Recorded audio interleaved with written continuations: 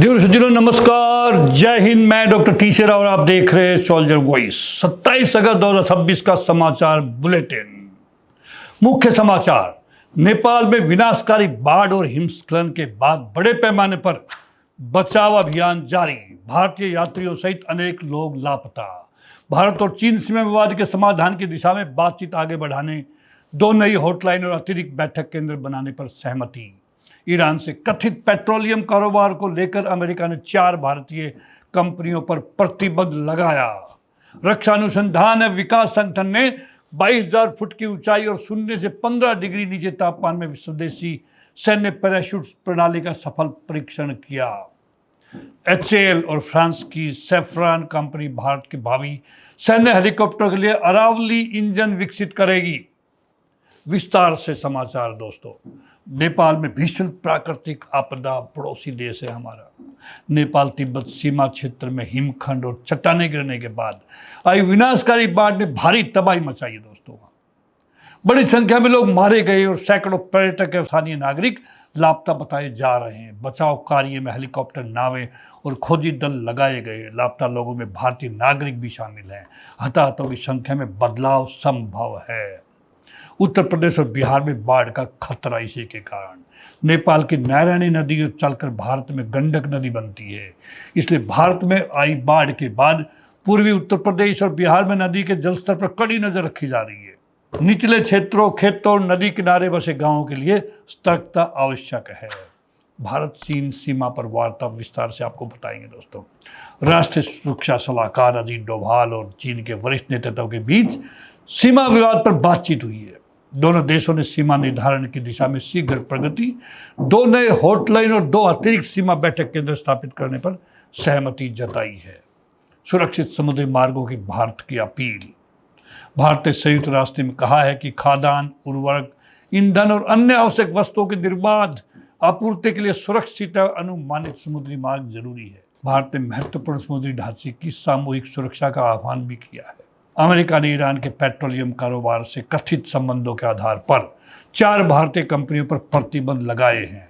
इस कार्रवाई का इन कंपनियों के अंतर्राष्ट्रीय वित्तीय लेन देन और व्यापार पर प्रभाव पड़ सकता है। कच्चे तेल की कीमतों में गिरावट। ईरान और कतर के बीच कूटनीतिक प्रयासों तथा हॉर्मुज जलडमरू मध्य में आवाजाही सुधरने की उम्मीद से अंतर्राष्ट्रीय बाजार में कच्चे तेल की कीमतों में लगातार चौथे दिन गिरावट दर्ज की गई। ब्रेंट क्रूड लगभग $87 प्रति बैरल के आसपास पहुंचा। रूस यूक्रेन युद्ध में कूटनीतिक पहल। यूक्रेन के राष्ट्रपति वोलोदिमीर जेलेंस्की ने कहा है कि 2027 की गर्मियों तक अमेरिकी मध्यस्थता से समझौते की संभावना बनी हुई है। प्रस्ताव में युद्ध विराम और पूर्वी डोनबास क्षेत्र के लिए विशेष आर्थिक व्यवस्था जैसे विकल्पों पर चर्चा हो रही है। प्रधानमंत्री ने साइबर अपराधों की समीक्षा की। प्रधानमंत्री नरेंद्र मोदी ने 13वीं प्रगति बैठक में साइबर धोखाधड़ी के मामलों की समीक्षा की। उन्होंने जांच एजेंसियों और संबंधित विभागों की तकनीकी क्षमता बढ़ाने तथा अधिकारियों को नियमित प्रशिक्षण देने पर बल दिया। जातिगत जनगणना के प्रश्नों पर विवाद हो गया है दोस्तों। कांग्रेस अध्यक्ष मल्लिकार्जुन खड़गे ने, राहुल गांधी ने दोनों ने मिलकर के प्रधानमंत्री को पत्र लिखकर प्रस्तावित जाति जनगणना की प्रश्नावली में व्यापक बदलाव की मांग की है। कांग्रेस ने वर्तमान प्रारूप को भ्रामक बताया है। सामान्य डिग्रियों में रोजगार सुधार की जरूरत। नीति आयोग ने कहा है कि BA, BSc और BCom जैसी सामान्य डिग्रियों का रोजगार से जुड़ाव कमजोर है आज के दिन।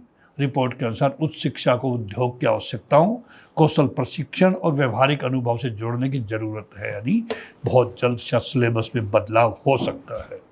उत्तर प्रदेश में मेडिकल इंटर्न का मानदेय दोगुना। उत्तर प्रदेश सरकार ने MBBS और BDS इंटर्न का मासिक मानदेय 12,000 रुपये से बढ़ाकर 25,000 रुपये कर दिया है।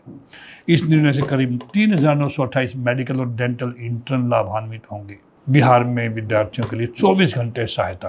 बिहार सरकार ने 9वीं से 12वीं कक्षा के विद्यार्थियों के लिए विद्या साथी सहायता की व्यवस्था शुरू की है दोस्तों। इसके माध्यम से विद्यार्थियों को JEE और नीट सहित विभिन्न परीक्षाओं की तैयारी में 24 घंटे मार्गदर्शन मिलेगा। हरियाणा में सफाई कर्मचारियों की हड़ताल। हरियाणा में सफाई कर्मचारियों की हड़ताल के कारण कई शहरों में कूड़ा जमा होने की समस्या बढ़ी है, खासकर गुड़गांव के अंदर। सरकार ने वैकल्पिक सफाई अभियान शुरू किया है और काम में बाधा डालने वालों के विरुद्ध कार्रवाई की चेतावनी भी दी है। गुरुग्राम में सड़क धंसी, जलापूर्ति प्रभावित। गुरुग्राम के इफ्को चौक क्षेत्र में सड़क धंसने और पानी की पाइपलाइन प्रभावित होने से यातायात तथा जलपूर्ति की समस्या सामने आई है। लगातार बारिश ने शहर की जल निकासी और आधारभूत ढांचे की कमजोरियों को फिर उजागर किया है। जम्मू कश्मीर में बिजली संकट। बगलीहार और सलाल सहित प्रमुख जल विद्युत परियोजनाओं को गाद निकालने के लिए बंद किए जाने से जम्मू कश्मीर में बिजली की कमी और अनियोजित कटौती बढ़ गई है। बगलीहार प्रथम चरण की क्षमता 450 मेगावाट है। देश में बारिश की कमी। मानसून के अंतिम चरण में देश के लगभग 1/3 हिस्से में गंभीर वर्षा कमी दर्ज की गई है। राष्ट्रीय स्तर पर मानसूनी वर्षा सामान्य से करीब 13% कम बताई गई है, जिसके खरीफ फसलों और जलाशयों को लेकर चिंता बढ़ी है। वाटर लेवल भी नीचे जा सकता है, जिसके कारण कई राज्यों में भारी बारिश की चेतावनी। मौसम विभाग ने उत्तर प्रदेश, बिहार, उत्तराखंड, मध्य प्रदेश, छत्तीसगढ़, महाराष्ट्र, केरल, पूर्वोत्तर के अनेक राज्यों में भारी बारिश, आंधी और बिजली गिरने की चेतावनी जारी की है। किसानों और नदी किनारे रहने वाले लोगों को सतर्क रहने की सलाह भी दी है। अब बात करेंगे रक्षा क्षेत्र में स्वदेशी पैराशूट का सफल परीक्षण जो हुआ है अभी। दोस्तों, डीआरडीओ ने स्वदेशी मिलिट्री कॉम्बैट पैराशूट सिस्टम का 22,000 फुट की ऊंचाई पर सफल परीक्षण किया है। यह परीक्षण 0 से 15 डिग्री नीचे तापमान में किया गया है, जो उच्च पर्वतीय युद्ध क्षेत्रों में भारतीय सैनिकों की क्षमता बढ़ाने की दिशा में एक महत्वपूर्ण कदम है। भारतीय हेलीकॉप्टरों के लिए अरावली इंजन। HCL और फ्रांस की सैफ्रॉन कंपनी ने नए उच्च शक्ति वाले अरावली इंजन के विकास का समझौता किया है। ये इंजन 13 टन श्रेणी के इंडियन मल्टी रोल हेलीकॉप्टर और उसके नौसैनिक संस्करण में लगाया जाएगा। अब दोस्तों, खेल समाचार। भारत की पुरुष हॉकी टीम अर्जेंटीना से 3-5 से हारकर विश्व कप की खिताबी दौड़ से बाहर हो गई है। वही 27 अगस्त से राष्ट्रीय खेल दिवस कार्यक्रम की शुरुआत हो रही है।